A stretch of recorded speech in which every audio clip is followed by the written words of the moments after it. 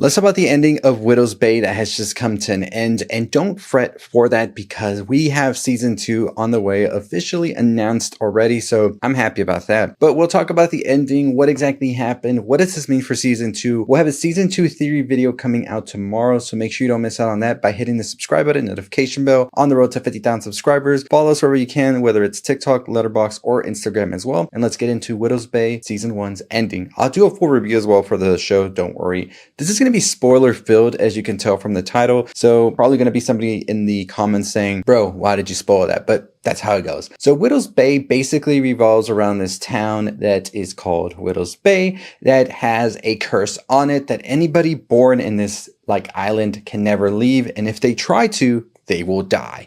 And basically we see this curse is also needing sacrifices. Sacrifices must be made. That is because a long time ago during the colonial times, basically Richard Warren made a pact with the devil or a demonic entity that they wanted them to protect Widow's Bay. But the only way to do this is, of course, through sacrifice, and also as long as his bloodline was around. But this, of course, meant that there was always going to be a plague that happened, and there would have to be sacrifices made, something that they find out about as well in this final episode, that there had been a pretty good system of sorts, if you want to call it a system, of a way to sacrifice people, even some instructional videos, orientation and all that. So they made this a pretty easy thing for the next generation to do. Of course, you got to give up your morality, but that's a whole other thing right there. But we do know that for a long time, Widow's Bay had been doing this, but now with Tom Loftis as mayor, he wanted to get rid of all of these shenanigans, and the only way to do so was to get rid of Richard Warren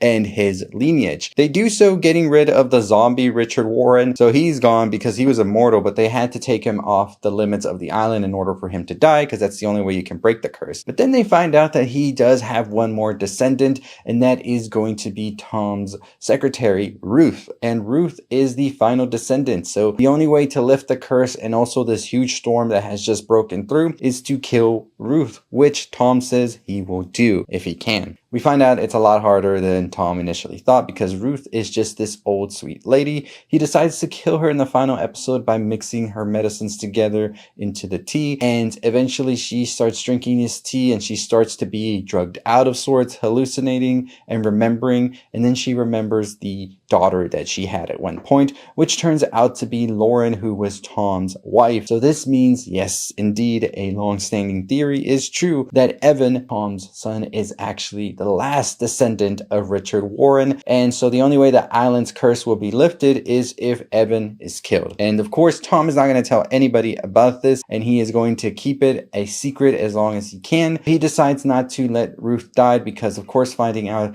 that this is actually his mother-in-law, the mother of his wife who is deceased, as well as the grandmother to her grandson, it just throws him for a whirlwind. This explains why Ruth has been so connected to Tom and his family, is because she has been seeing this whole family that she could have had grow from the sidelines, because she actually gave up her daughter when she was born. She didn't want to disrupt the man's marriage or any of that, so she just decided to give up her only daughter. And so it was a very bittersweet moment of reconnection between Ruth and Tom, and I thought that that was a really great moment right there. It's interrupted short, however, when the sheriff shows up at Ruth's house and shoots her, because he finds out, of course, that the only way to break the curse is by killing the last descendant of Richard Warren, and he shoots Ruth dead because he doesn't want his son, who is about to be born, to have this curse on him where he cannot escape this island and the curse continues on. And it seems that by him killing Ruth that the storm is eventually subsided, but it turns out it's not because of that. But we saw in the same episode that Evan and his friends actually went deeper into the bunker than the other townspeople that were being sheltered in place from the storm, that they find some secret rooms, one including an electric chair of sorts contraption,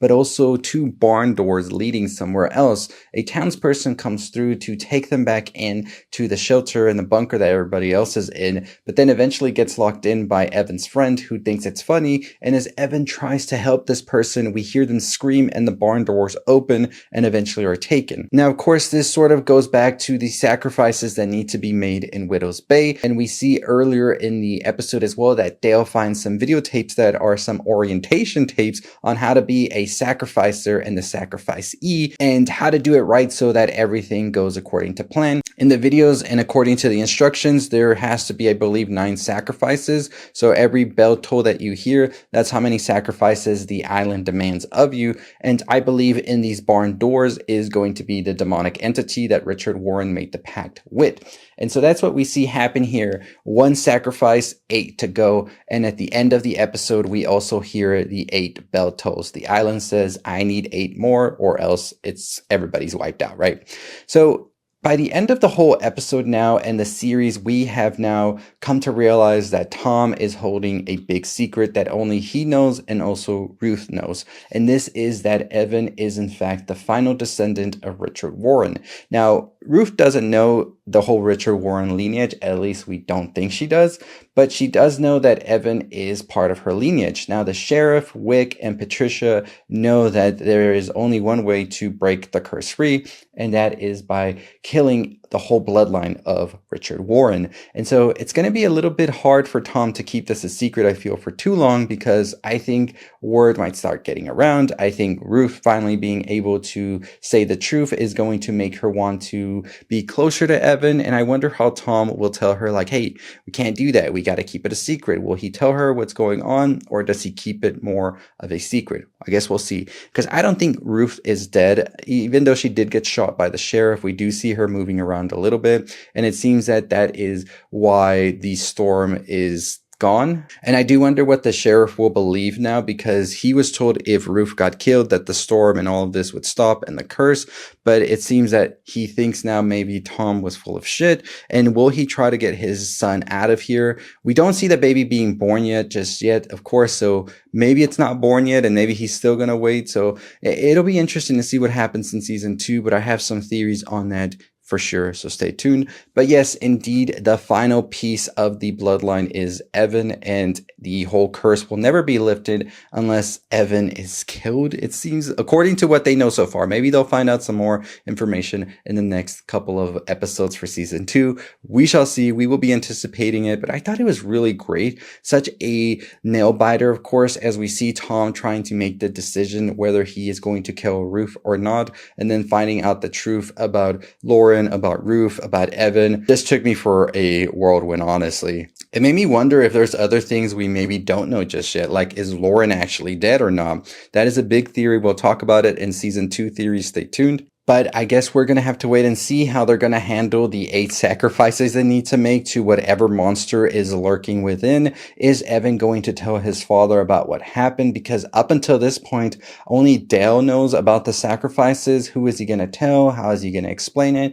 Does this send the town into a whole anarchy of sorts where nobody can trust anybody? We still got a lunatic running around. There is so much to discuss about Widow's Bay, but I really love this ending. I thought it was played out so well. This whole show has been a really great sort of mystery that keeps unfolding in a way where it's intriguing and not just feeling like a mystery box of sorts. But let me know what you think about the ending in the comments down below. Like I said, it is going to be interesting to see Tom keep the secret about Evan, because the curse will never be lifted as long as Evan is living, because he is Richard Warren's final descendant. And then, of course, the Sox game. When is the Sox game going to happen? How will Tom explain it to Evan without him getting panicked about thinking that he is the reason that this whole island is cursed? It's just going to be a interesting second season, and I cannot wait. Widow's Bay has been a true surprise. I'll talk more about it in season 2 theories, so stay tuned.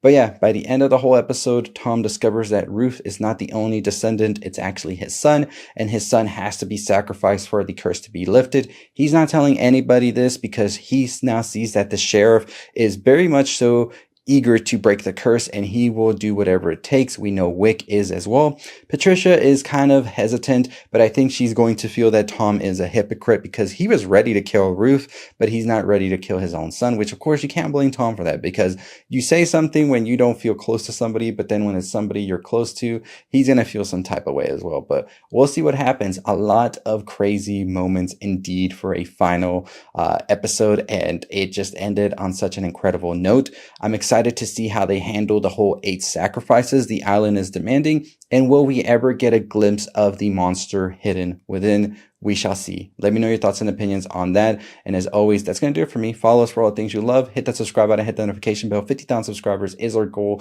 We're currently watching from, I'm just going to wait to do a whole video once the season finally wraps up. I'm caught up, but I'm just waiting to do that. And then on season 5, we'll cover every single episode as it's the final season. So very excited to talk more TV with y'all. So hit that subscribe button and notification bell on the road to 50,000. Follow us wherever you can. I'll see you next time. Stay safe, stay positive.